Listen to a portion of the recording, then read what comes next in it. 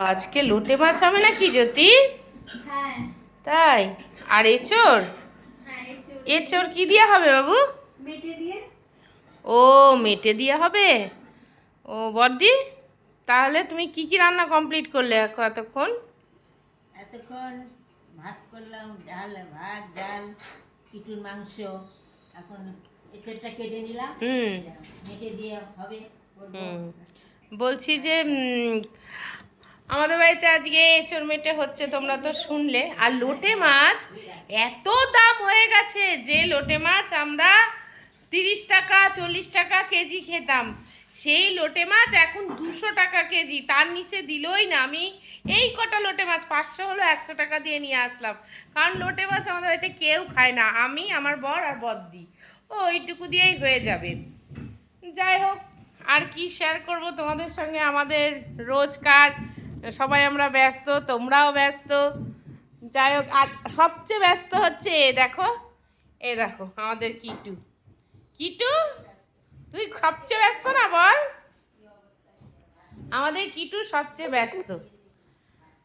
আর আমাদের পাড়ায় একটা ঘটনা হয়েছে, সেটা খুবই দুঃখজনক ঘটনা, কিন্তু বলা যাবে না, ঠিক আছে? ওই জন্য মনটা খুব যে ভালো তা না। যাই হোক, এইসব কথা তো এখানে বলা নিষিদ্ধ আছে, যাই হোক বলবো না।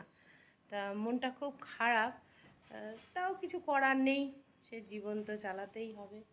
আর জ্যোতি, আজকে তুই কিছু মাখাবি না?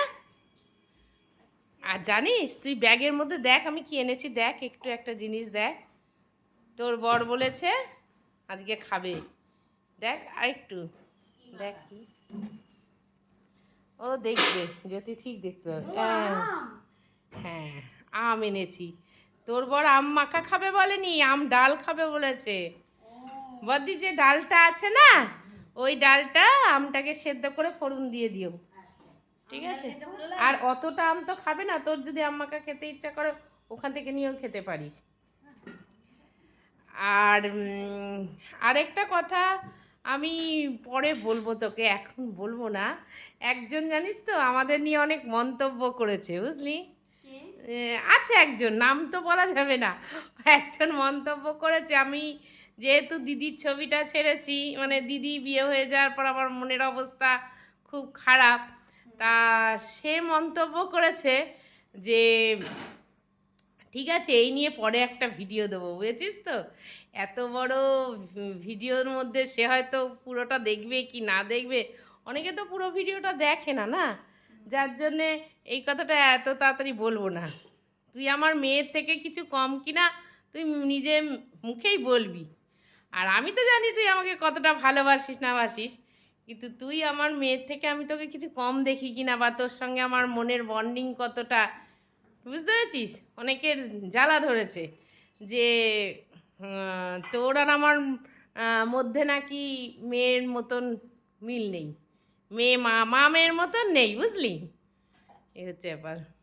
তুই কি বলছিস এটা নিয়ে?